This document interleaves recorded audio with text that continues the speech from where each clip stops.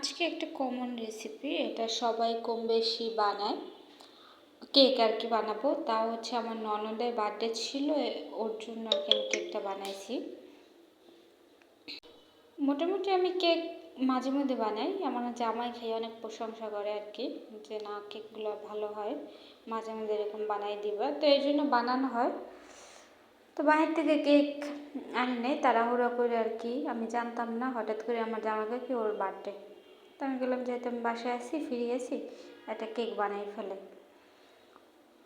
তো কেক আমারটা কেন দেখবেন, কথা হচ্ছে সেটা, মানে অনেকে তো ভালো ভালো কেক বানাইতে পারে, আমারটা এই জন্য দেখবেন কারণ হচ্ছে আমরা হচ্ছে সব একই ফ্যামিলির, মানে এটা বলা যায় একটা পরিবার, একজন আরেকজনকে সাপোর্ট করব, তাদেরটাও ভালো হয়, আমারটা যে ভালো হয় না এরকম কিন্তু না, আমারটা অনেক ভালো হয়েছে, খাইলে অবশ্যই আপনারা বুঝতে বুঝতে পারছেন।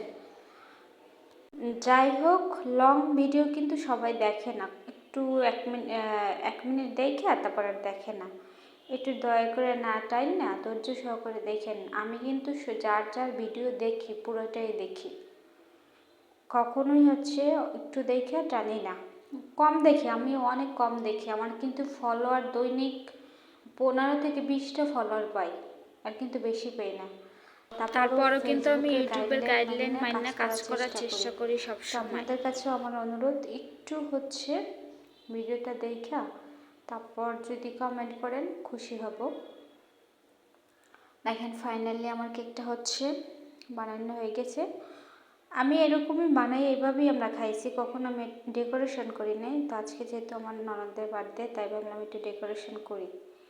বাসায় ক্রিম ছিল, আমার ডেকোরেশনটা মোটামুটি আর কি হয়েছে, আপনারা কিছু মনে করবেন না, হাসবেন না।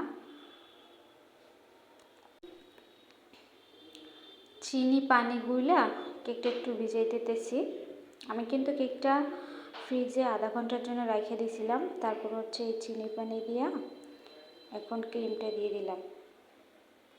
ক্রিমটা ফ্রিজে রাখা ছিল এই জন্য কেমন যেন একটু পানি পানি হয়ে গেছে, এটা তো নরম থাকে একবারে ফোমের মতো।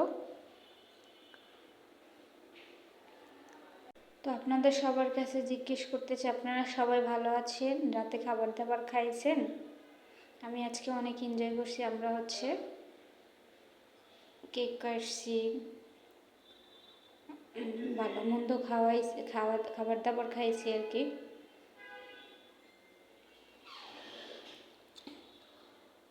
মজা করছি অনেক বেশি আর কি, তো ভাবলাম একটু কেকের রেসিপিটা আপনাদের সাথে শেয়ার করি। দেখেন ফাইনালি আমার কেক রেডি,